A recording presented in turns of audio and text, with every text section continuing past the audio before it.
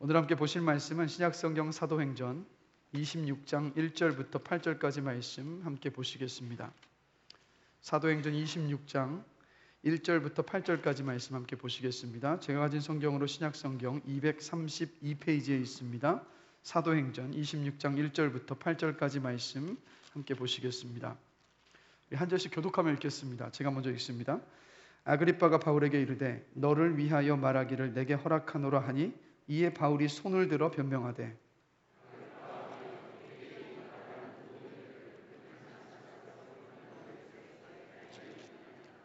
특히 당신이 유대인의 모든 풍속과 문제를 아심이니이다. 그러므로 내 말을 너그러이 들으시기를 바라나이다.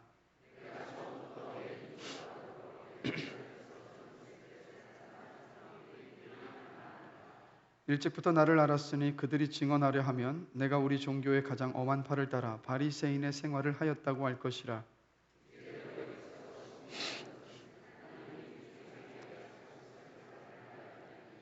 이 약속은 우리 12지파가 밤낮으로 간절히 하나님을 받들어 섬김으로 얻기를 바라는 바인데 아그리빠 왕이여 이 소망으로 말미암아 내가 유대인들에게 고소를 당하는 것이니이다. 당신들은 하나님이 죽은 사람을 살리심을 어찌하여 못 믿을 것으로 여기나이까. 아멘. 자리에 앉으시겠습니다. 우리 옆 사람 보시면 다시 한번 좀 인사 나눴으면 좋겠습니다. 이렇게 좀 축복하면서 인사했으면 좋겠습니다. 당신은 하나님의 걸작품입니다. 또 이렇게 또 고백합시다. 하나님이 당신을 절대로 포기하지 않으십니다. 네, 그 믿음으로 살아가시는 저와 여러분이 되기를 원합니다. 여러분 어떤 이야기를 할 때 설레이고 기쁘십니까? 누구를 만나면 누구든 만나면 붙잡고 하고 싶은 이야기, 말하지 않고선 도저히 배길 수 없는 여러분의 그 이야기는 도대체 어떤 것입니까? 이번 한 주를 살아오시면서 어떤 이야기를 만나는 사람마다 나누셨습니까? 아마도 한 가지 이상 우리 모두에게는 누구를 만나든 이야기하고 싶은 그것, 그 이야기거리들을 다 하나씩은 가지고 있을 거예요. 오늘 본문의 바울도요, 우리와 똑같은 성정의 사람이었기 때문에 누구를 만나든 하고 싶었던 이야기가 있었습니다. 어떤 누구를 만나더라도 말하지 않고서는 견딜 수 없었던 것이 바울에게도 있었어요.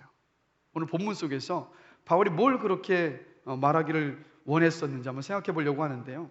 먼저 오늘 본문의 배경을 설명드립니다. 바울은 로마 황제에게 상소했습니다. 그래서 총독 베스도는 자세한 기록과 함께 바울을 로마로 보내야 했습니다. 그런데 때마침 유대인의 왕인 아그리빠가 신임 총독인 베스도에게 문안차 찾아왔습니다. 그래서 베스도는 유대인의 종교와 문화와 풍속을 너무도 잘 알고 있었던 아그리빠 왕에게 도움을 요청합니다. 그러자 아그리빠 왕이 말합니다. 내가 그 바울이라는 사람을 만나보고 싶다고.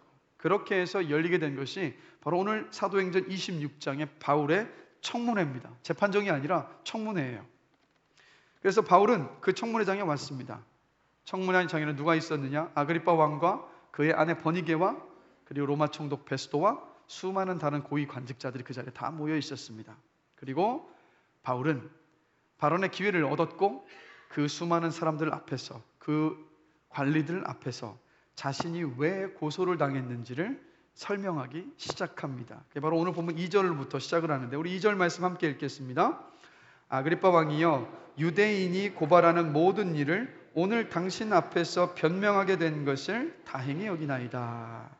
자, 바울이 뭐라고 이야기합니까? 내가 오늘 이 청문회장에 서서 내 죄가 무엇인지, 내가 왜 고소를 당했는지 그것을 설명할 수 있게 되어서 정말 다행스럽게 생각합니다 라고 말하는 거예요. 그런데 번역이 조금 부자연스럽습니다. 왜냐하면 다행이라고 번역된 이 단어가 헬라어로 뭐냐면 마카리오스라는 단어예요. 근데 무슨 뜻인지 아십니까? 복되다라는 뜻이에요. 그러면 바울의 이 말은 다행히 여긴다라는 뜻이 아니라 무슨 뜻이 되어버립니까? 내가 이 자리에 서서 내가 왜 고소당했는지를 여러분 앞에 이야기하는 것이 하나님께서 나에게 주신 복입니다. 나는 이 기회를 갖게 되어서 너무도 기쁘고 당신들에게 이야기할 것 때문에 나는 지금 내 마음이 설레입니다 라고 지금 바울이 말하고 있는 거예요. 그러면 바울이 그렇게 복되다고 여기면서 기뻐하면서 전하고 싶었던 것이 뭘까요? 그게 그 뒤에 나와요. 어떤 것이냐? 말씀 한번 보실까요? 26장 우리 4절부터 5절까지 함께 한번 읽어보겠습니다. 내가 처음부터 내 민족과 더불어 예루살렘에서 젊었을 때 생활한 상황을 유대인이 다 아는 바라.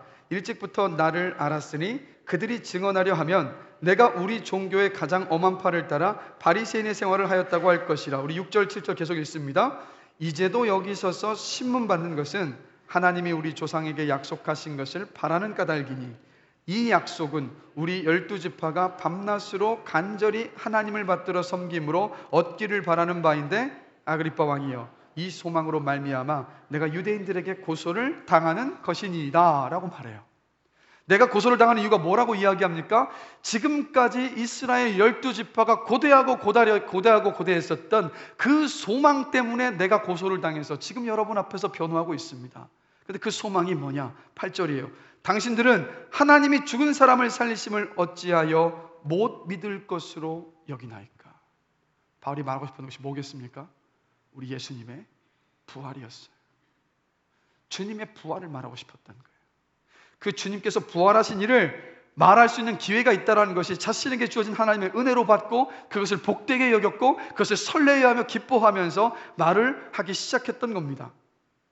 그러면 왜 부활을 전할 수 있음에 바울이 기뻐하며 복되다라고 이야기를 했을까요?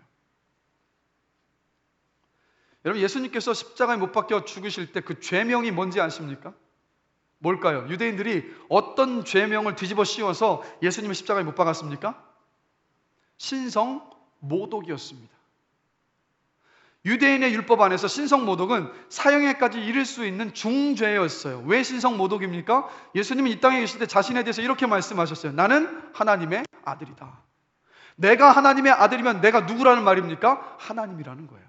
근데 유대인들의 눈앞에서는 그렇게 고대하고 기다렸던 메시아, 정말로 하나님의 아들이시오 하나님이시던 예수님을 눈앞에 보고 있었지만 그들의 영적인 눈은 완전히 꽉꽉 닫혀 있어서 하나님의 아들이라고 이야기하는 그 예수님을 바라보면서 네가 어찌 우리와 똑같은 인간으로서 너가 하나님이라고 이야기할 수 있느냐라고 이야기하면서 신성모독의 죄명으로 예수님을 십자가에 못 박아 죽였습니다. 근데 우리가 다 알고 있죠. 주님은 죽으셨는데 어떻게 되셨습니까? 3일 만에 살아나셨다고요. 이것이 무엇을 말합니까? 죽음을 이기시고 살아나셨다는 이야기. 여러분, 근데 이것을 기억하셔야 돼요. 3일 만에 살아났다는 의미가 어떤 의미인지 아세요? 이미 시신이 부패해서 썩기 시작했다는 거예요. 부패해서 썩기 시작해서 그 사망이 완전 철저한 그 사망 안에 주님께서 계셨는데 그 주님이 그 부패함을 이기시고 그 죽음의 권능을 이기시고 살아나셨다는 거예요. 그게 부활이에요. 그게 뭘 말합니까? 우리 주님이 하나님이시라는 거예요. 예수님은 부활을 통해서 내가 하나님이시라는 것을 증명하셨던 거예요. 내가 이 땅에서 너희들에게 가르치고 전했던 모든 말들이 전부 다 사실이라는 것을 부활을 통해서 증명하셨던 거예요. 바울이 그 주님을 만났습니다. 그 부활의 주님을 만났어요. 그 주님이 바로 하나님이시라는 것을 알았고 메시아라는 것을 알았기 때문에 바울은요, 부활을 전할 수밖에 없었어요. 부활이 아니고서는 예수님께서 하나님이시라는 것을 증명할 길이 없었기 때문에 바울은 어느 곳을 가든 우리 주님이 부활하셨습니다. 내가 믿는 그 주님은 부활하신 하나님이십니다라고 가는 곳마다 기뻐하며 전했던 거예요. 여러분, 지난 2000년 동안 수많은 종교들이 있다가 없다가 사라지곤 했습니다. 2000년 동안 기독교가 살아남은 이유가 무엇이라고 생각하십니까? 예수님의 부활 때문입니다. 부활이 사실이 아니었다면 기독교는 지금까지 존재할 수 없었어요. 부활이 사실이 아니었다면 기독교는 와르르 무너져 내려버렸을 겁니다. 그래서 C.H. 더하드라는 학자가 이런 말을 합니다. 부활신앙은 교회 안에서 막연히 생긴 믿음이 아니다. 부활신앙은 교회를 존재하게 만든 사건이고 믿음이다라고 말합니다. 여러분, 그래서 이걸 아셔야 됩니다. 예수님께서 부활하셨기 때문에 교회가 생겼습니다. 예수님의 부활을 믿는 성도들이 모인 곳이 바로 교회입니다. 예수님의 부활이 없다면 교회도 없고 성도도 없습니다. 질문 드립니다. 여러분은 예수님의 부활을 믿으십니까? 예수님께서 죽음과 썩어짐의 부패 가운데서 일어서셔서 3일 만에 부활하셨음을 믿으십니까? 그 신앙 위에 교회가 서 있어요. 그래서 리 스트로벨이 쓴 부활의 증거라는 책이 있는데, 리 스트로벨은 어떤 사람이냐면 시카고 트리뷴지에서 편집장을 역임했었던 사람입니다. 이 사람이 아내가 먼저 주님을 만나고 영접하면 신앙생활을 했는데 뒤늦게 회심하며 예수를 믿기 시작했는데, 너무 논리정연한 사람이다 보니까 정말 예수님이 부활하셨는지 그 증거를 찾고 싶었어요. 그래서 온 세상의 전문가들은 다 찾아다니면서 인터뷰하고 증거와 자료들을 다 수집하고 난 다음에 부활의 증거라는 책으로 썼습니다. 그 책 속에서 말하는 예수님의 부활의 증거가 있어요. 첫 번째 증거, 예수님께서 십자가 위에서 실제로 죽으셨다는 거예요. 왜요? 죽지 않으셨다면 부활할 수 없는 거 아니겠습니까? 그래서 마태, 마가, 누가, 요한복음 이 4복음서를 보면 네 편의 복음서가 한결같이 뭘 말하고 있습니까? 우리 주님께서 죽으셨다는 것을 말하고 있어요. 그리고 이 성경 밖에 역사의 기록 가운데에서도 예수님께서 죽으셨다는 기록이 많습니다. 역사가 타키투스는 예수가 티베리우스 황제 재위 중에 극형을 당했다라고 기록했습니다. 역사가 요세푸스는 빌라도가 예수에게 십자가형을 선고했다라고 기록합니다. 여러분, 예수님의 그 십자가 위에서의 사건, 예수님의 그 죽으심은요, 논의의 여지가 필요 없는, 모두가 인정하는 역사적인 사건이에요. 우리 주님은 십자가 위에서 저와 여러분의 죄를 대신 지시고 죽으셨습니다. 두 번째 증거는 뭐냐? 제자들 모두 한결같이 예수님이 부활하셔서 우리에게 나타나셨고 그 주님을 만났다고 한결같이 고백해요. 그렇게 증언하고 있어요. 그래서 여러분, 성경의 이 기록은, 신약 성경의 이 기록은 부활하신 예수님을 만난 사람들의 증언입니다. 환상을 보거나 착각을 해서 기록한 것이 아니라, 누군가의 이야기를 들어서 기록한 것이 아니라 부활하신 주님을 만난 사람들의 증언이 바로 신약 성경이에요. 고린도전서 15장 4절에서 8절 말씀 함께 보실까요? 고린도전서 15장 4절에서 8절 우리 다 함께 한번 읽겠습니다. 장사 지낸 바 되셨다가 성경대로 사흘 만에 다시 살아나사 게바에게 보이시고 후에 12 제자에게와 그 후에 500의 형제에게 일시에 보이셨나니 그 중에 지금까지 대다수는 살아있고 어떤 사람은 잠들었으며 그 후에 야고보에게 보이셨으며 그 후에 모든 사도에게와 맨 나중에 만삭되지 못하여 난 자 같은 내게도 보이셨느니라. 뭐라고 이야기합니까? 만약에 예수님의 부활하신 주님을 만난 사람이 한두 명이었다고 한다면 이 말이 통해요. 그 사람이 환상 본 거다, 착각한 거다. 그런데 이 고린도전서 15장의 기록을 보면 증인이 최소 몇 명입니까? 514명. 한두 명이면 착각했다고 치부할 수 있지만 단번에 514명. 그런데 한 자리에서 만난 것이 아니라 각기 따로 만난 그 증인들이 전부 한결같이 고백하는 것이 뭐라고요? 나는 부활하신 주님을 만났습니다. 바울이 편지를 쓸 그 당시에 서기 58년 9년 정도 됐었던 시기입니다. 주님께서 돌아가신 때가 서기 33년에서 35년 사이, 약 30년도 지나지 않은 시간이었어요. 근데 바울이 뭐라고 고백합니까? 지금까지 대다수는 살아있더라. 부활하신 주님을 만난 사람들이 살아있더라.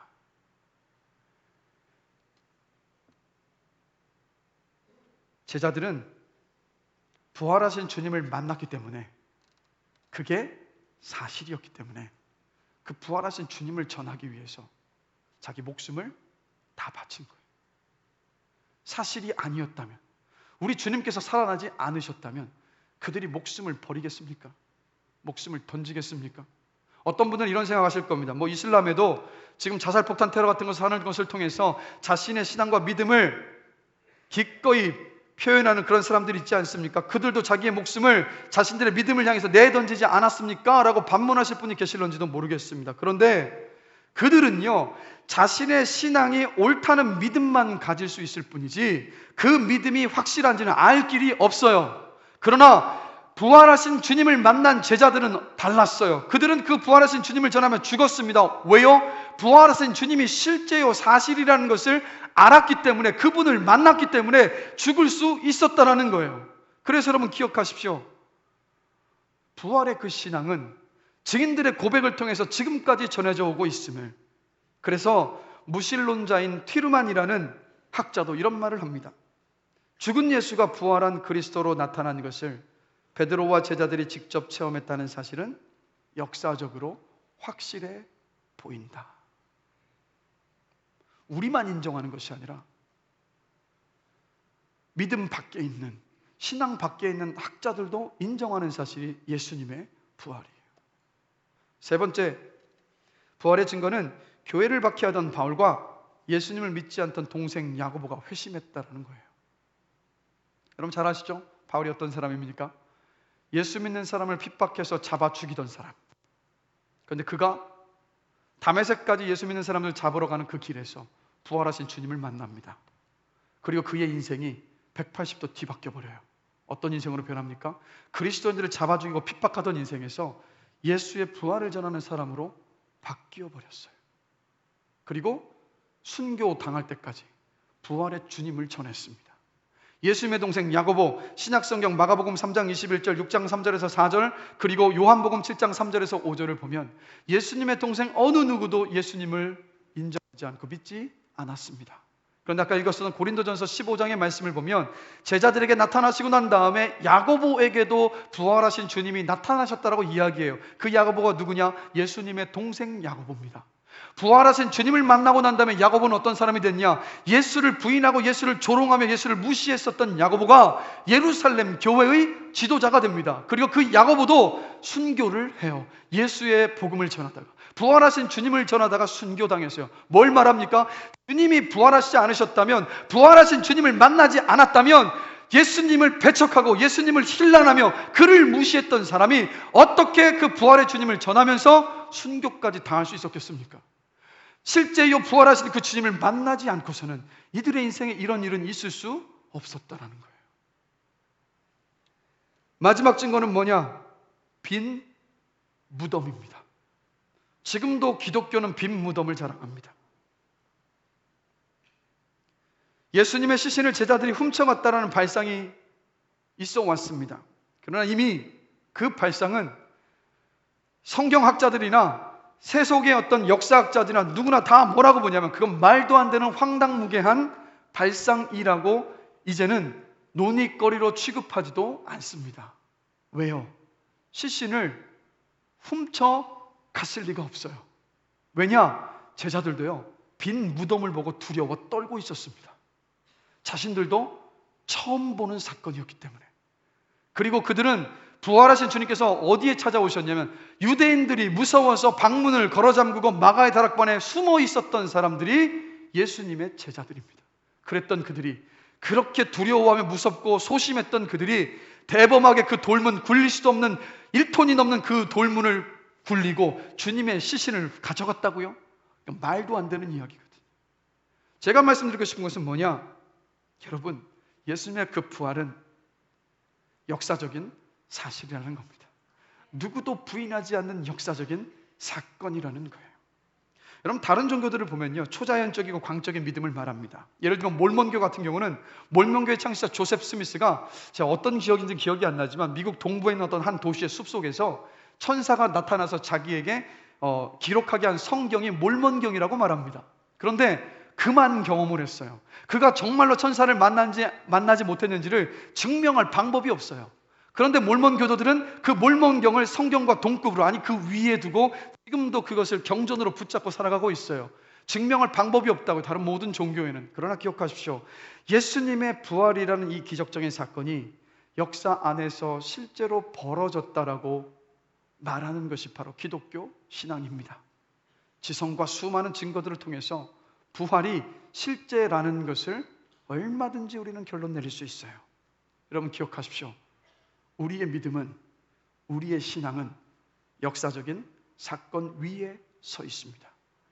예수님께서 저와 여러분의 죄를 대신 지고 십자가 위에서 죽으셨습니다.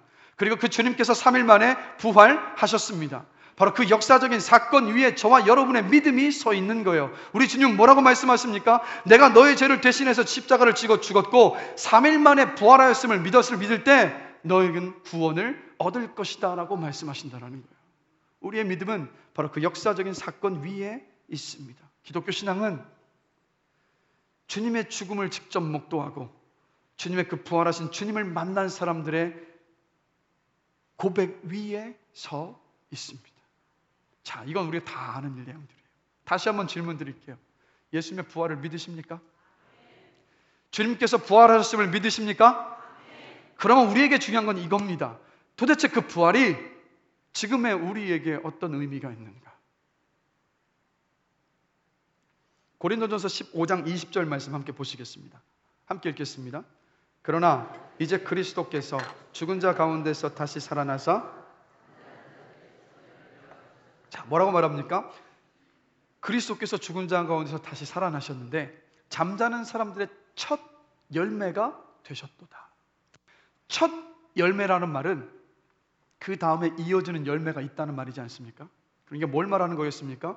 예수님의 부활이 첫 열매라는 것은 예수님의 그 부활이 오늘 2019년을 살아가고 있는 저와 여러분에게도 여전히 영향을 주고 있다는 것을 이 말씀이 이야기해 주고 있는 거예요. 그렇다면 질문을 다시 던집니다.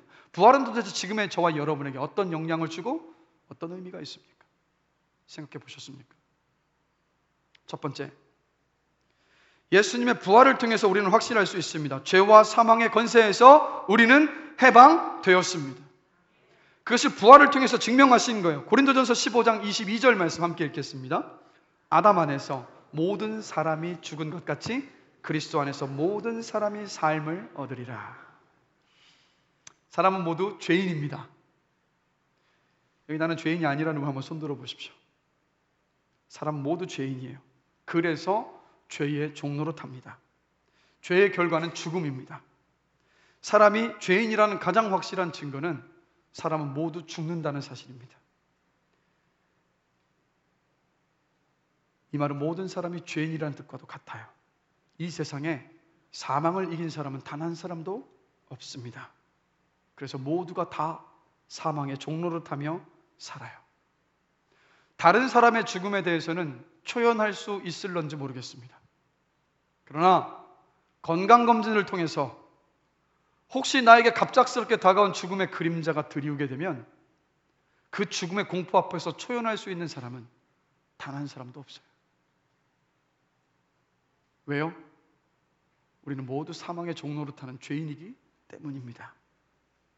그런데 우리 주님이 부활하셨어요. 이건 어떤 의미입니까? 예수님께서 죽음을 이기셨다는 뜻이에요. 예수님께서 죽음을 이기시고 부활하셨다는 것은 그 주님께서 생명의 주관자라는 뜻입니다. 그래서 우리가 부활하신 예수님을 믿으면 부활하신 주님의 생명이 우리 안에 들어와서 죽을 내 영혼을 살리십니다. 그것을 말씀이 계속해서 이야기하고 있어요. 부활하신 주님을 믿을 때 그 부활하신 생명이 우리 가운데 주어져서 부활하신 그 주님의 그 부활은 지금 나에게 현재적인 사건이 되는 거예요. 그래서 로마서 8장 11절에서 이렇게 말합니다. 함께 읽겠습니다. 예수를 죽은 자 가운데서 살리신 이의 영이 너희 안에 거하시면 그리스도 예수를 죽은 자 가운데서 살리신 이가 너희 안에 거하시는 그의 영으로 말미암아 너희 죽을 몸도 살리시리라. 아멘. 부활하신 예수를 믿는 사람에게는 예수님의 부활 생명이 주어졌습니다. 죄와 사망의 권세에서 자유케 되었어요. 그래서 예수님을 믿는 사람, 예수의 부활을 믿는 사람은 죽음을 두려워하지 않습니다. 초대교회의 역사를 보면 초대교회 성도들이 부활하신 예수님을 믿고 그 예수님을 전하며 살다가 붙잡혔습니다. 콜로세움 경기장에 붙잡혀가서 어떤 이는 사자밥이 되고 어떤 이는 십자가에 매달려서 화형을 당했습니다. 그런데 그 기록 가운데 한 가지를 보면 그 놀이를 관람하러 왔었던 로마 사람들이 이런 기록을 남겼습니다. 찬양을 하며 죽어가던 그리스도인들로 인하여서 나는 이 세상에서 단 한 번도 맡아보지 못했었던 아름다운 향기를 그곳에서 맡았습니다. 라고. 부활의 주님을 믿었기 때문에 그들은 죽음을 두려워하지 않고 사지가 찢겨나가도 십자가에서 불타 죽어가는 가운데서도 찬양하며 자신들의 죽음을 맞았어요. 저는 돌아가신 저희 할머님과 할아버님의 그 장례식을 생생하게 기억합니다. 슬퍼서 함께 울다가 그러나 졸지에 뒤집어졌어. 그 장례식장은요 기쁨과 감사와 축제의 장이 되었습니다. 왜요? 우리 할머니 할아버지 천국에 들어가셨음을 알기에, 그리고 다시 주님께서 이 땅에 오셨을 때 부활해서 만날 것을 알기에 그 장례식장은 슬픔과 눈물의 바다가 아니라 기쁨과 환희의 장소, 그리고 감사의 장소가 되었던 것을 기억합니다. 다시 한번 질문드립니다. 부활하신 주님을 믿으십니까? 부활의 주님을 믿는 자에게 죽음은 더 이상 영향을 끼칠 수 없습니다. 우리는 죽음을 두려워하지 않는 사람들입니다. 두 번째로 예수님의 부활은 무엇을 의미하느냐? 이 세상이 전부가 아니라는 것을 보여주셨습니다. 여러분, 죽은 뒤에 우리는 어떻게 될까요? 누구나 다 죽는데 죽음 뒤에 우리는 어떻게 될까요? 사실 우리는 지금 현재가 전부인 것처럼 살아가고 있지 않습니까? 그런데 여러분, 정작 우리에게 정말 중요한 질문은요, 죽은 뒤 우리는 어떻게 될까? 이 질문 아닙니까?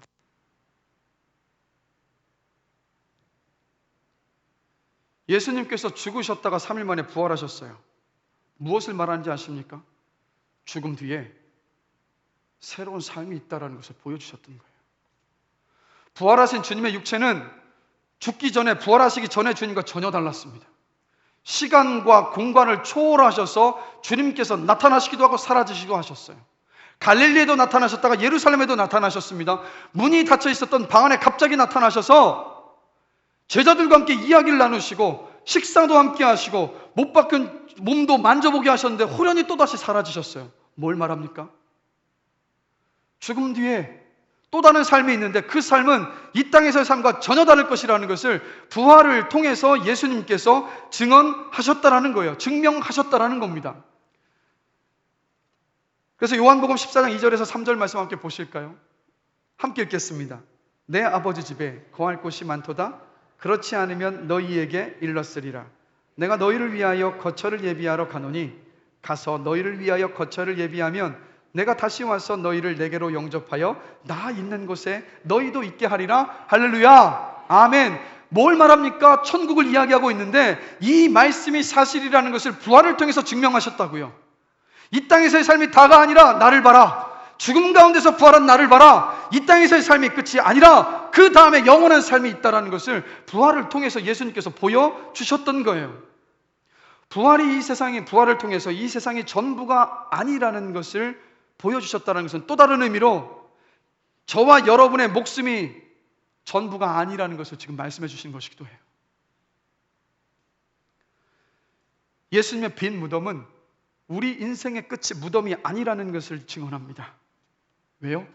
결국 우리 무덤도 빈 무덤이 될 것이기 때문입니다. 예수님께서 부활하셨기 때문에 우리도 부활합니다. 예수님의 부활은 우리 인생의 종착역이 이곳이 아니라, 죽음이 아니라 하나님의 나라라는 것을 증언하고 있어요. 예수님의 부활은 영생이 있다라는 것을 증명하고 있습니다. 그래서 로마서 요한복음 11장 25절 26절에서 주님이 이렇게 말씀하십니다. 함께 읽겠습니다.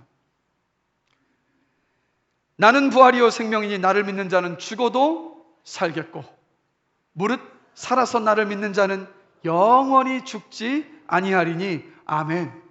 또 데살로니가전서 4장 16절 17절 말씀 함께 보겠습니다. 함께 읽습니다.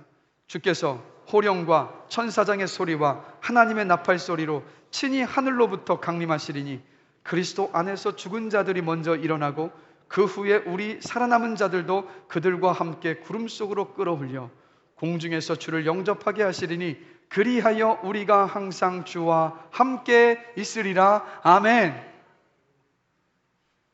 여러분, 천국은요 가봐야 아는 곳이 아닙니다. 세상에 믿지 않는 사람들이 이렇게 묻습니다. 천국이 진짜 있어요? 증명해 보세요. 그럼 우리는 보통 이렇게 이야기해요. 진짜 있어요. 근데 만약에 가셨는데 천국이 있으면 어떻게 하실 겁니까? 그때 가면 늦습니다라고 우리가 말하는데 틀렸어요. 우리는 천국이 있음을 무엇을 통해서 확신할 수 있는지 아십니까? 그리스도의 부활을 통해서 천국이 있다는 것을 확신할 수 있어요. 주님이 죽음 가운데서 부활하셨다는 그 말씀은 뭐라고 말씀드렸습니까? 이 땅에서의 삶의 끝이 아님을 보여주신 거예요. 죽음 뒤에 삶이 있다는 것을 부활을 통해서 우리에게 보여주셨어요. 그런데 그 부활이 역사적인 사건이라는 거예요. 그래서 우리는 주님의 부활을 바라보면서 천국이 있다는 것을, 영원한 삶이 있다는 것을 확신할 수 있습니다. 혹시 영생에 대해서 의심을 가지고 계십니까? 천국이 있다는 것을 의심하고 계십니까? 내가 다시 죽었다 살아날 것에 대한 부정적인 생각을 가지고 계신 분이 혹시 이 자리에 계십니까? 예수의 부활을 묵상하십시오. 주님께서 역사의 사건으로서 부활하셨다는 그 사실 앞에 서셔서 여러분의 그 신앙을 다시 한번 점검하시고 그 신앙과 믿음이 회복되기를 주님의 이름으로 간절히 기도합니다. 부활의 믿음이 사라져 있다면, 부활에 대한 소망이 우리 가운데 없다면 죄송합니다. 우린 거짓 믿음을 가지고 착각하며 살아가고 있는 거라고요.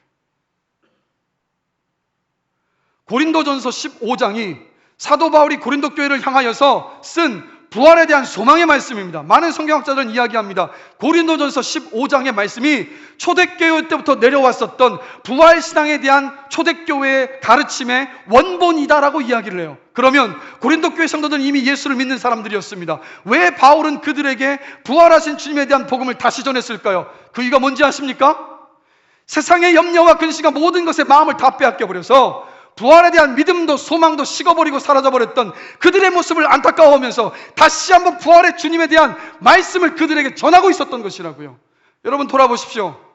우리에게 죽음의 위협이 있습니까? 초대교회 성도들은 죽음의 위협 앞에서 주님을 붙잡고 살아갔어요. 우린 너무 평안해요.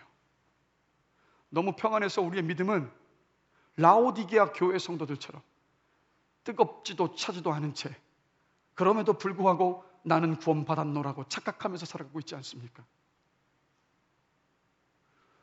부활하신 주님을 바라보시면서 우리의 신앙이 다시 한번 회복되게 되길 주님의 이름으로 간절히 기도합니다.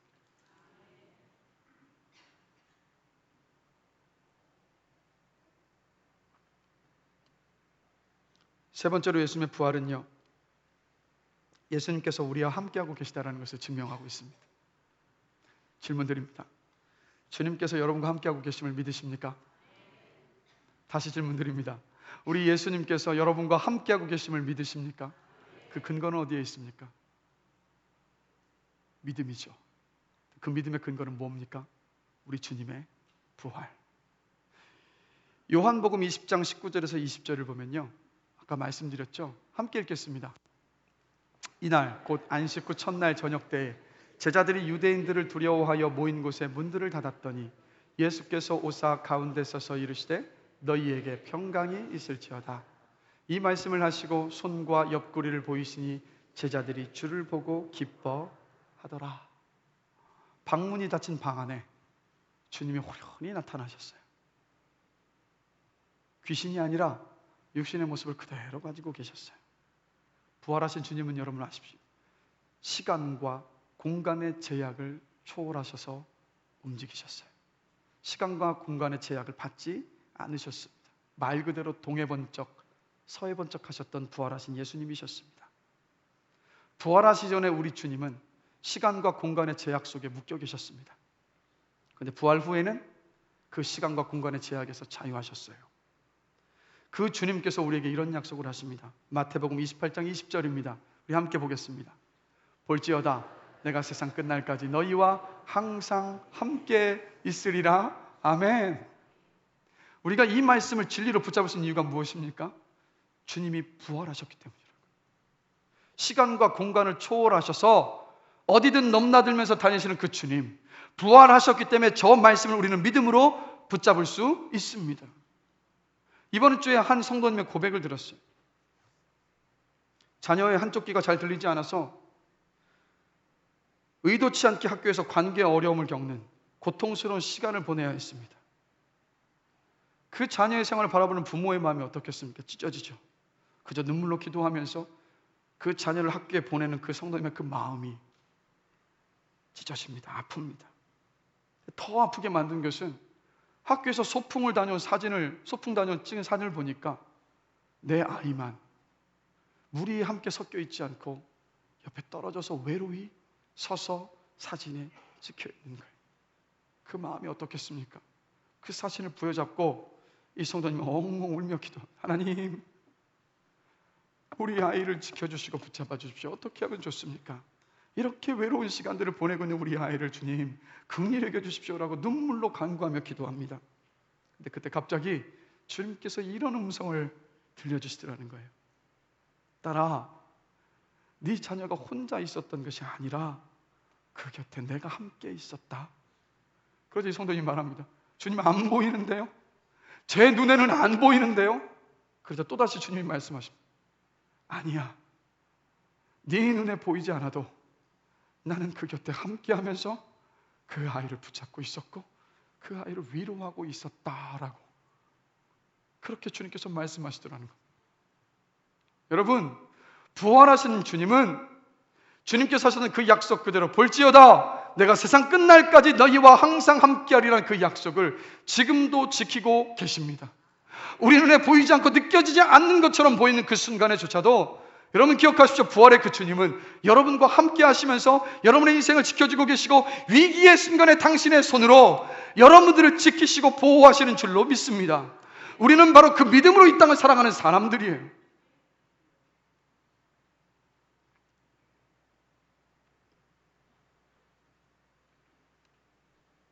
그리고 네 번째, 부활은 무엇을 증명하느냐? 여러분, 죽음을 이기신 예수님께는 능치 못하실 일이 없으십니다. 할렐루야. 사망을 이기셨는데 그분이 감당치 못할 문제가 어디에 있습니까? 죽음을 이기셨는데 그분께서 이기시지 못할 문제가 어디에 있겠습니까? 죽음을 이기셨는데 죽음을 이기시고 부활하신 주님이시기 때문에 우리 인생의 힘겨운 때마다 인생의 골리앗과도 같은 높은 어려움들이 우리를 가로막는다 하더라도 우리는 주님께 우리의 생을 맡길 수 있습니다. 어떤 문제와 어떤 어려움들도 그 부활의 주님께 맡기며 의지할 때 그 주님께서 그 모든 문제들을 푸시고 해결하실 줄로 믿습니다. 왜요? 주님이 죽음을 이기시고 부활하셨기 때문에. 제가 최근 한 일주일 넘게 심한 두통 속에서 괴로워했습니다. 이 앞쪽 머리가 너무 깨질 듯이 아파서 너무 힘들더라고요. 약을 먹어도 소용이 없어요. 타이레놀 먹어도 소용이 없고, 예전에 두통 때문에 입원했을 때 병원에서 줬던 약을 먹어도 소용이 없고, 브루펜 쪽에 계열에 있는 그 약을 먹어도 소용이 없이 계속 머리가 아파요. 어제도 밤에 말씀을 정리하면서 원고를 준비하는데 여기 머리가 깨질 듯이 아파서 원고를 준비하다가 말씀을 준비하다 일어나서 괴로워서 집에 잠시 갔다 왔습니다. 아내에게 이야기했어요. 그리고 다시 서재로 와서 말씀을 준비하는데 머리가 막 욱신욱신하고 쑤시고 찌르는 이 느낌 때문에 집중이 전혀 안 되는 거예요. 조금 있다 연락이 옵니다. 아내에게. 아내가 지금 오케스트라에서 활동을 하고 있는데 신앙과 믿음의 오케스트라인데 거기에 중보 기도를 지금 부탁했다라는 거예요. 밤늦은 시간인데. 알았다고, 고맙다고. 그리고 조금 있다 다시 연락이 옵니다. 그 오케스트라의 지휘자님과 단장님이 함께 기도하자고 하시면서 제 아내 보고 서재로 같이 올라가라고 했다라는 거예요. 그래서 보고 알았어. 우리 같이 기도하자고 올라왔습니다. 아내가 올라왔습니다. 그 지휘장님과 단장님과 전화 연결이 돼서 스피커폰을 켜놓고 돌아가면서 기도를 합니다. 지휘자님이 먼저 저의 두통을 놓고 기도하시고 다음에 제가 기도하고 다음에 제 아내가 기도하고 마지막으로 그 단장님이신 장로님께서 저를 위해서 기도하셨어요. 아내가 저를 위해서 기도할 때 제 마음 안에 이런 확신의 고백이 계속해서 선포되는 겁니다. 부활하신 주님께서 고치지 못할 병은 없다. 죽음을 이기신 주님께 능치 못하실 일은 없다. 부활의 주님이 이 두통을 씻은 듯이 낫게 하실 것이다 라는 부활의 주님을 바라보고 있으니 그 믿음의 확신의 고백이 쏟아져 나오더라고요. 이미 장로님께서 마지막 마무리 기도를 할 때 머리가 맑아지더라고요. 두통이 씻은 듯이 사라지고 어제 이 말씀을 준비할 수 있었습니다. 여러분, 부활의 주님이 저와 여러분의 권세요 능력인 줄로 믿습니다. 죽음을 이기셨다면 감당치 못할 문제가 없으심을 믿으시며 어떤 어려움 가운데 계십니까? 어떤 고민 가운데 계십니까? 어떤 불안과 두려움 가운데 계십니까? 나라를 보며 걱정이 되십니까? 자녀의 앞날 때문에 두려우십니까? 내 사업이 어떻게 될지 몰라서 염려와 근심 속에서 잠을 못 주무시고 계십니까? 내 육신의 병의 아픔 때문에 괴로워한 그 나날들을 지나고 계십니까? 여러분 다른 것 붙잡지 마시고 부활의 주님을 붙잡게 되시길 주님의 이름으로 간절히 기도합니다. 죽음을 이기셨다면 능치 못하심이 없음을 기억하시면서 그 부활의 능력으로 사시는 여러분들이 되시기를 주의 이름으로 간절히 축원합니다. 이 말씀을 준비하다가 불현듯 성령께서 히브리서 11장 35절에서 40절 말씀을 떠오르게 하셨어요. 그래서 그 말씀을 펼쳤습니다. 함께 보실까요? 히브리서 11장 35절에서 40절 말씀 함께 읽습니다. 자기의 죽은 자들을 부활로 받아들이기도 하며 또 어떤 이들은 더 좋은 부활을 얻고자 하여 심한 고문을 받되 구차히 풀려나기를 원하지 아니하였으며 또 어떤 이들은 조롱과 채찍질 뿐 아니라 결박과 옥에 갇히는 시련도 받았으며 돌로 치는 것과 톱으로 켜는 것과 시험과 칼로 죽임을 당하고 양과 염소의 가죽을 입고 유리하여 궁핍과 환난과 학대를 받았으니 이런 사람은 세상이 감당하지 못하느니라. 그들이 광야와 산과 동굴과 토굴에 유리하였느니라. 이 사람들은 다 믿음으로 말미암아 증거를 받았으나 약속된 것을 받지 못하였으니 이는 하나님이 우리를 위하여 더 좋은 것을 예비하셨은즉 우리가 아니면 그들로 온전함을 이루지 못하게 하려 하심이라. 아멘. 이 말씀 어떤 말씀입니까? 예수 믿는 것 때문에 핍박과 박해와 고난과 죽음에 처했던 성도들의 기록입니다.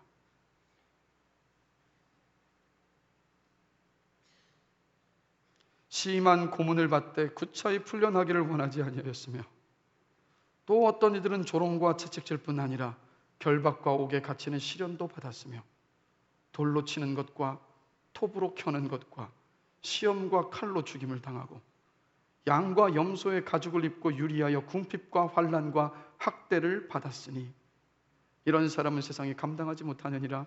그들이 광야와 산과 동굴과 토굴에 유리하였느니라. 이 가운데서도 주님을 부인하지 않고 죽음에 맞서서 살았던 믿음의 사람들, 이 질문을 던졌습니다. 어떻게 이럴 수 있었지? 도대체 무엇이 이들로 하여금 이런 삶을 살게 했었지? 그 답이 35절이에요. 우리 35절 말씀 다시 한번 읽겠습니다. 여자들은 자기의 죽은 자들을 부활로 받아들이기도 하며 또 어떤 이들은 더 좋은 부활을 얻고자 하여 심한 고문을 받되 구차히 풀려나기를 원하지 아니하였으며 이미 내 곁에 신앙과 믿음을 지키던 가족들이 죽었어요. 근데 그 앞에 아파하며 실망하며 좌절하며 넘어지며 공포에 사로잡혀 있었던 것이 아니라 뭐라고요? 죽은 자들을 부활로 받아들였으며 그 다음에 또 뭐라고 이야기합니까? 또 어떤 이들은 더 좋은 부활을 얻고자 하여 심한 고문을 받되 죽는다 하더라도 풀려나기를 구하지 않았대요. 더 좋은 부활이 또 다른 부활이 있는 것이 아니라 더 좋은 부활이라는 것은 무엇이냐? 이 땅에서의 삶의 어떤 것과도 비교할 수 없이 좋은 부활의 영광이 나에게 약속되어져 있기 때문에 내가 그 부활과 영원한 삶과 하나님의 나라를 붙잡고 있고 그 소망 가운데 있기에 나는 구차히 풀려나지 않다도 되고 내가 이곳에서 죽는다 하더라도 나는 내 신앙과 믿음 굴하지 않고 살아가겠다라는 그 믿음으로 살았다는 거예요. 그러면서 질문을 한번 던져봅니다. 나는 어떤 믿음으로 살아가고 있는가?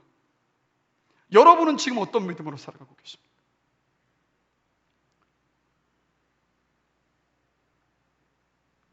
예수님께서 부활하셨기 때문에 이들은 자신들에게도 부활이 있을 것을 믿었어요. 영생이 있음을 믿었습니다. 천국이 있음을 믿었습니다. 그 부활하고 난 후에 그 삶이 이 땅의 어떤 것보다도 아름답고 귀하고 가치 있는 것임을 알았기 때문에, 즉 부활의 신앙과 부활의 소망으로 살았기 때문에 이들이 그래서 세상이 감당하지 못하는 믿음의 사람들이었어요. 그래서 여러분 이 말씀을 통해서 본다면 부활 소망과 부활 신앙을 가진 제자들과 모든 그리스도인들은 삶의 가치관과 인생관이 달라졌습니다. 삶의 목적이 바뀌어버렸습니다. 그들이 자랑하고 고대했던 것들이 바뀌어버렸습니다. 그들은 부활하신 주님을 믿기 전과 전혀 다른, 과거와는 전혀 다른 모습의 삶을 살아왔고 변화가 되었어요. 부활에 대한 그 믿음이, 부활하신 주님을 향한 그 믿음이 그들의 마음과 생각을 송두리째 뒤바뀌어버렸다. 뒤바꿔 놓았어요. 그럼 다시 한번 질문을 던져봅니다. 다시 한번 질문 드릴게요. 예수의 부활을 믿으십니까? 주님께서 3일 만에 부활하셨으면 정말 믿으십니까? 주님께서 3일 만에 부활하셨으면 정말 믿으십니까? 그럼 질문 드립니다. 부활을 진실로 믿는다고 아멘으로 답하셨는데 부활을 믿음으로 생겨야 할 세계관과 가치관과 인생관의 변화가 우리에게 있습니까? 부활을 믿음으로 일어나야 할 내 삶의 목적의 변화가 있습니까? 부활은 그냥 단순한 지식 교리가 아니라 부활은 삶을 변화시키는 능력입니다. 우리 안에 부활의 그 신앙이 없으면, 부활의 소망이 없으면 이 땅이 전부인 것처럼 살 수밖에 없어요. 이 땅에서의 평가, 인정, 성공, 성취에만 연연하며 삽니다. 예수가 자랑거리가 아니라 이 땅의 것들이 자랑거리가 돼서 입만 열면 이 땅의 것들을 자랑해요. 사람들의 칭찬과 인정에 목을 맵니다. 자그마한 고난이 다가와도 픽픽 쓰러지며 좌절하며 낙심하며 주저앉아 버려요. 조금만 억울하고 인정받지 못해도 좌절합니다. 이 땅에서의 삶이 쫓아오는 주님, 지금 오지 마시고 더디 오시옵소서라고. 지금 오시면 안 됩니다. 조금이라도 이 땅의 것들 내가 누려야 하니까 조금만 더 늦게 오십시오. 그런데 우리는 이렇게 우리를 포장해요. 아직 구원받아야 할 사람이 더 있으니까, 내가 주님 앞에 온전한 믿음과 삶을 살지 못하고 있으니까 오시면 안 됩니다. 그러나 우리의 속내는 진짜 뭡니까? 이곳이 더 좋으니까, 이곳에서 내가 누리고 있는 것을 놓지 못하니까 주님의 소망을 기다려 주님이 오실 그때를 기다리고 있지 못하는 것 아니겠습니까? 여러분, 부활 신앙과 부활의 소망이 없으면 저와 여러분들은요, 예수 믿지 않는 사람과 똑같습니다. 부활의 신앙과 부활의 믿음이 없으면 죄송합니다. 아무리 주일날 빠짐없이 이곳에 와서 예배를 드리시고, 아무리 봉사활동을 많이 하시고 선한 일을 많이 하신다 하더라도 그 부활의 믿음, 부활의 소망이 없다면 죄송합니다. 우리의 믿음은 잘못된 믿음이에요. 성경을 보면 거지 나사로와 부자의 이야기가 나옵니다. 거지 나사로는 이 땅에서 부자가 먹던 빵 부스러기를 주워 먹으면서 정말 비참한 삶을 살았습니다. 반면에 부자는 매일 잔치를 벌일 만큼 잘 먹고 잘 살았어요. 거지 나사로를 벌레 취급했습니다. 그런데 두 사람이 죽은 뒤에 그 형편이 딴판이 돼버립니다. 나사로는 부활의 주님을 믿는 믿음 안에 있었기에 죽음 이후에 주님 품에 안겼습니다. 반면에 부자는 물 한 모금 마실 수 없는 극심한 고통 가운데 버려졌어요. 부자에게는 주님을 믿는 믿음이 없었습니다. 이 땅에서 사람들은요, 부자의 삶을 보며 그 사람 축복받았다라고 이야기하지만, 그러나 여러분, 실상은 반대였습니다. 여러분, 부활하신 주님을 믿는다고 하셨는데, 그럼 우리는 도대체 어떻게 살아야 하는 것일까요? 부자처럼 살아야 합니까? 죽은 나사로처럼 살아야 하겠습니까?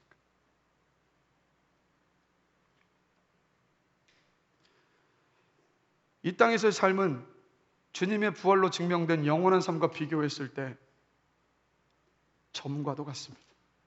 이 자리에는 60, 70을 넘으신 우리 분들이 계십니다. 아마 제가 이분들에게 질문을 던지면 한결같이 이렇게 답하실 거예요. 시간이 이렇게 빨리 지날 줄 몰랐습니다. 세월이 살가도 같이 빨리 지나가서 지금 내 나이가 되었습니다 라고 고백하실 거예요. 멀리 갈 필요도 없습니다. 이번 한 주를 돌아보시오. 얼마나 시간이 빠르게 흘러갑니까? 너무 빠르게 시간이 지나가요.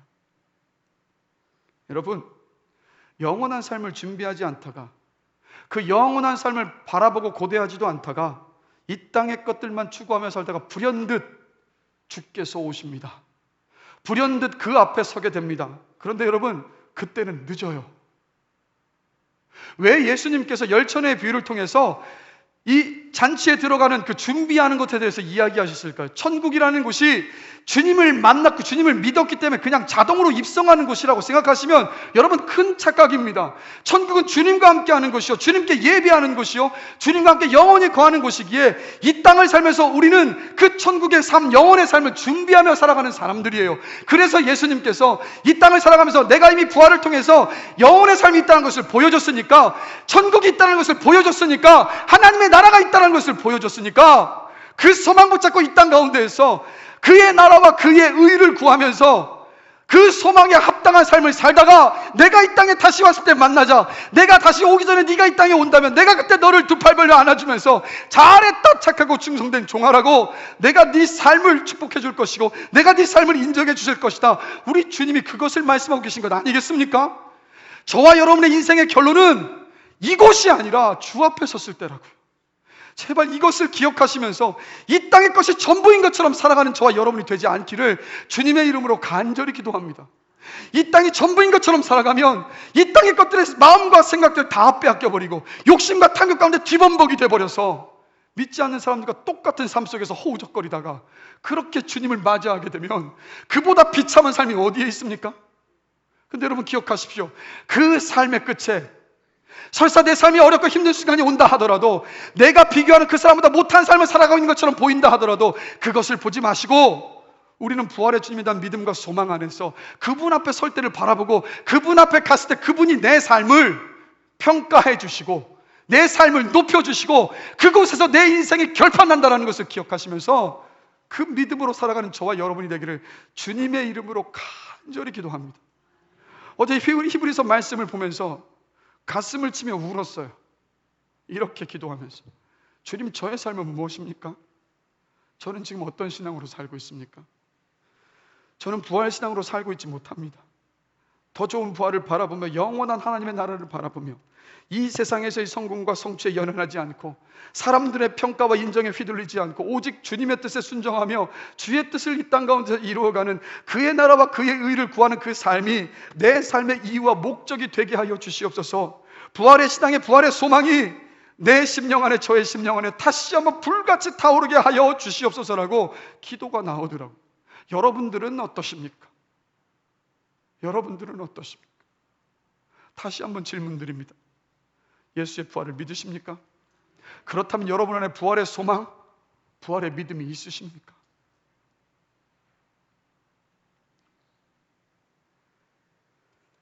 우리 안에 부활의 믿음과 신앙이 없다면 참 신앙이 아닙니다. 그래서 우리의 신앙을 점검해야 합니다.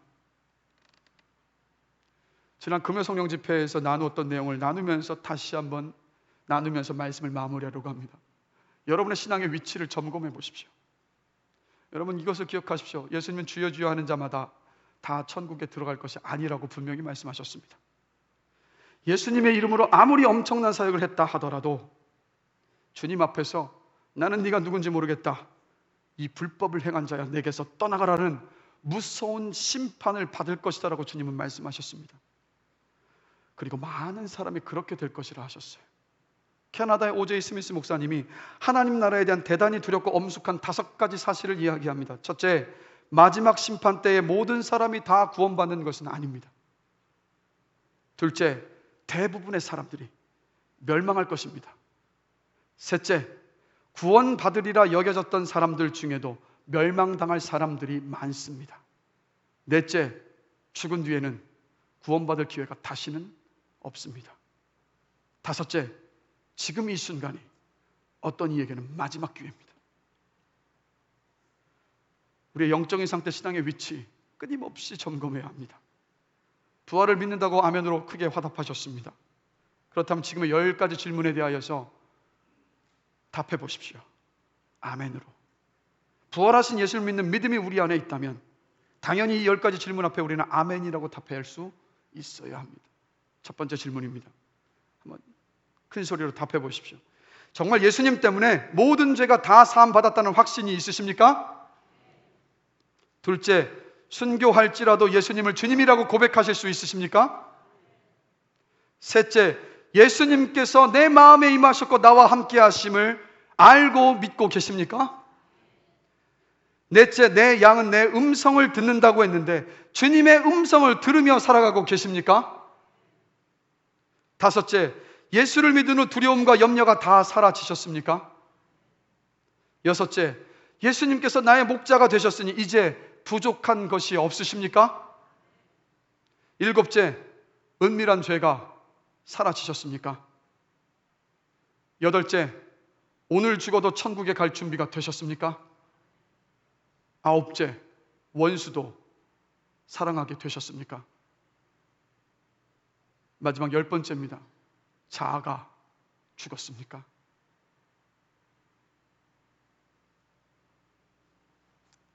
이게 우리의 신앙의 현주소입니다. 우리의 믿음의 위치가 이 자리, 이 모습이라고. 언제까지 아니란 마음으로 살아가시겠습니까? 너무 당연하게 생각하면서 안일하게 살아가지 마십시오. 우리 안에 부활의 믿음과 부활의 소망, 여러분 이거 회복되지 않으면 나는 내가 누구인지 모르겠다, 이 불법을 행한 자야 내게서 떠나가라는 주님의 엄한 심판을 받는 사람이 내가 될 수 있습니다.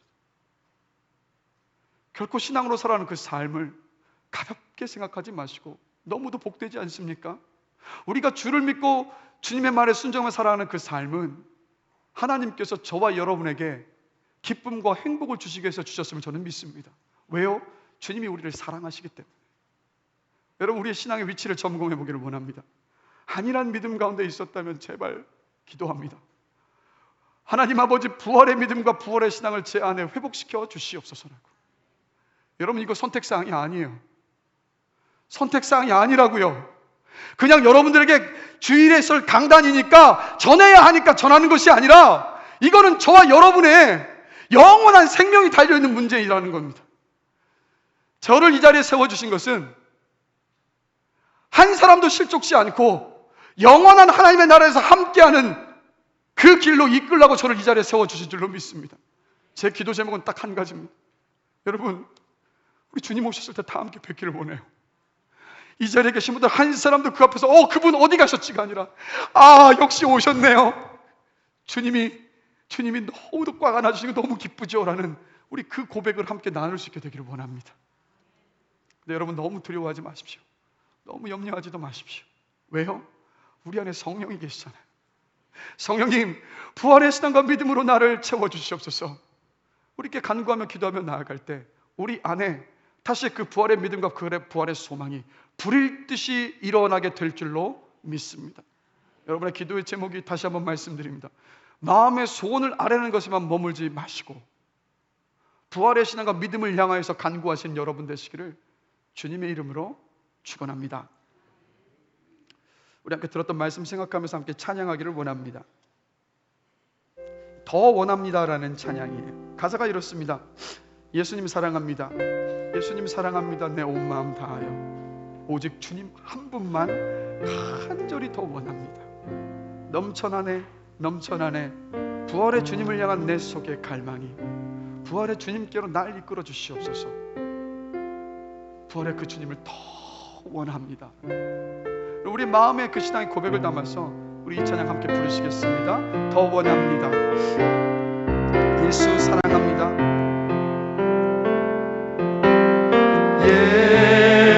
예수 사랑합니다.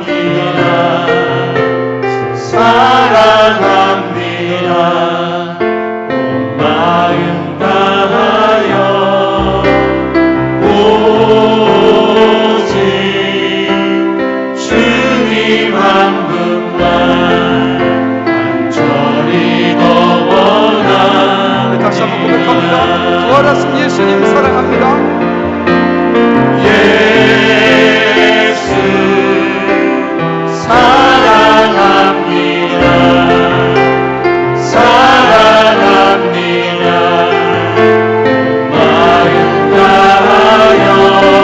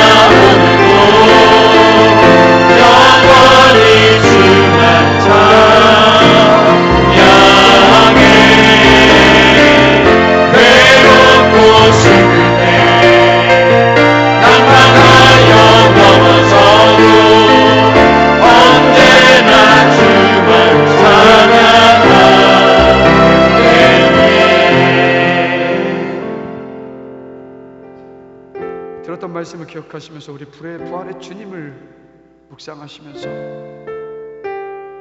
아까 10가지 질문에 대한 답변을 다들 알고 계시죠? 내 믿음의 위치를 바라보시면서 내 믿음의 현주소를 보면서 우리 함께 이렇게 기도하기를 원합니다. 주님의 부활로 죄와 사망의 권세에서 해방되었음을 믿습니다. 주님의 부활로 이 세상의 삶이 전부가 아니라 영원한 삶이 있음을 믿습니다. 부활하신 주님이 언제든 나와 함께 하심을 믿습니다. 죽음을 이기시고 부활하신 주님께 능치 못하실 일이 없음을 믿습니다. 주님만을 의지하며 믿음으로 살겠습니다. 무엇보다도 부활 신앙을, 부활 소망을 회복시켜 주시옵소서. 강도같이 찾아오는 주님의 그 재림을 준비하며 살겠습니다라고 여러분의 그 신앙의 현주소와 믿음의 위치를 돌아보시면서 주의 은혜를 구하며 이 시간 함께 기도하시겠습니다. 다 같이 기도하겠습니다. 사랑과 내가 만들 수 있는 하나님 아버지, 오늘 주님의 그 부활에 대해서 함께 나누어 보았습니다. 우리는 당당하게 이야기합니다. 주님이 부활하셨음을 믿습니다. 그가 우리의 삶을 돌아봅니다. 부활의 소망이 우리에게 있습니까? 정말 부활하신 주님의 믿음으로 이 땅을 살아가고 있습니다. 하나님 아버지, 우리에게 은혜를 주셔서 주님께서 부활하신 게 죄와 사망의 권세에서 해방되었음을 믿는 믿음으로 살기를 원합니다. 주의 부활로 이 세상의 삶이 다가 아니라 영원한 삶이 있음을 믿는 믿음으로 살겠습니다. 부활하신 주님께서 언제든 나와 함께 하심을 믿습니다. 죽음을 이기시고 부활하신 주님께 능치 못하실 일이 없음을 믿습니다. 주님을 의지하며 주님을 믿는 믿음으로 살겠습니다. 무엇보다 부활의 신앙과 부활의 소망을 내 안에 불일 듯 회복시켜 주시옵소서.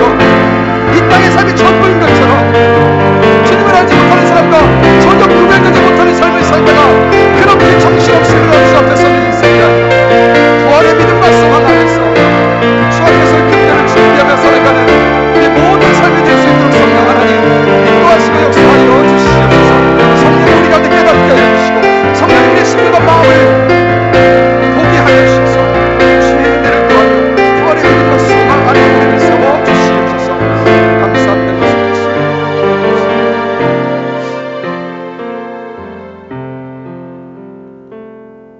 하나님, 우리는 너무도 쉽게 이렇게 쉽게 단언하며 고백합니다. 저는 부활하신 주님을 믿습니다. 주님 죽음 가운데서 부활하셨습니다. 3일 만에 부활하셨습니다. 그 주님은 살아나셨습니다. 그런데 정작 우리 자신을 돌아보면 부활의 믿음도 소망도 없습니다. 순간을 살더라도 이 땅의 삶이 전부인 것처럼 살아서 세상 속에서 믿지 않는 사람과 나를 구별할 방법이 없어지는 우리의 모습을 돌아봅니다. 이렇게 연약한 것이 주님 우리들입니다. 그런데 주님, 이렇게 연약하고 부족한 나를 위하여서 십자가에서 죽으시고 부활하시면 주님 감사합니다. 다른 것 구하지 않습니다. 부활의 믿음과 부활의 그 소망이 우리의 심령 안에 불일 듯 일어나기를 원합니다. 성령 하나님, 우리의 심령 가운데 함께 하여 주셔서 부활의 그 주님을 바라보게 하여 주시고 주님의 그 부활을 묵상케 하여 주시고 부활의 믿음과 소망을 회복시켜서 히브리서 11장 35절에 40절 가운데 믿음의 우리 선배들처럼 세상이 감당할 수 있는 믿음의 사람들로 이 땅을 살아가기를 원합니다. 구호로 끝나거나 다짐으로 끝나지 않기를 원합니다. 결단하고 결심했기에 성령의 뜻을 구하며 끝까지 기도하겠습니다. 성령께서 우리의 기도를 들으시고 부활의 믿음과 소망으로 우리를 회복시켜 주실 줄로 믿습니다. 이 땅의 살 삶이 전부가 아니라 영원한 삶이 있음을 알고 부활의 주님을 신뢰하는 그 믿음 안에서 어떤 일이든 넉넉히 감당하며 그 길을 걸어갈 수 있을 줄로 믿습니다. 우리 사랑하는 모든 성도들에게 한 분도 빠짐이 없이 이 부활의 믿음과 신앙을 구하게 하여 주시고 그 신앙과 그 믿음과 그 소망을 회복시켜 주실 줄로 믿습니다. 감사합니다. 예수 그리스도의 이름으로 기도드렸습니다. 아멘.